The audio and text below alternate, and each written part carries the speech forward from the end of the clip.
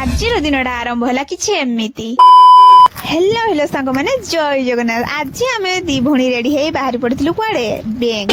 ଆଉ ଦେଖୁଛନ୍ତି ତ ଏତେ ସାରା ଆମେ ଟଙ୍କା ନେଇକି ଯାଉଛୁ, କାହାକୁ କହିବନି ବା, ନହେଲେ ଆମକୁ ବାଟରେ କିଡନାପ କରି ନେଇଯିବେ।